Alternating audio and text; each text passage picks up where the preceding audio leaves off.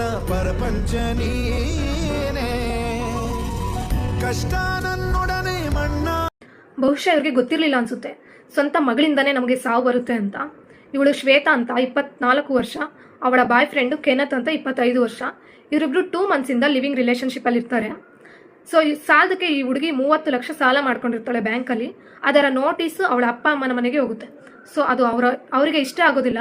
ಹೇಗಾದರೂ ಮಾಡಿ ಮಗಳನ್ನ ವಾಪಸ್ ಕರ್ಕೊಬರ್ಬೇಕು ಅಂತ ಅವಳು ಇರೋ ಜಾಗಕ್ಕೆ KR ಪುರಂಗೆ ಬರ್ತಾರೆ. ಸೊ ಅವ್ರು ಬಂದಮೇಲೆ ಸ್ವಂತ ಮಗಳೇ ತಂದೆ ತಾಯಿನ ಕೊಲೆ ಮಾಡ್ತಾಳೆ, ಸ್ವಂತ ಅಕ್ಕನೇ ತಂಗಿನ ಕೊಲೆ ಮಾಡ್ತಾಳೆ. It's such A shameful hacked ಅಲ್ಲ. ಇವರಿಬ್ರು ಎಜುಕೇಟೆಡ್ಸು, ಕಾನೂನು ಗೊತ್ತು, ಕೋರ್ಟ್ ಗೊತ್ತು, ಎಲ್ಲ ಗೊತ್ತಿದ್ರೂ ಇವರು ಮರ್ಡರ್ನ ಚೂಸ್ ಮಾಡ್ತಾರೆ.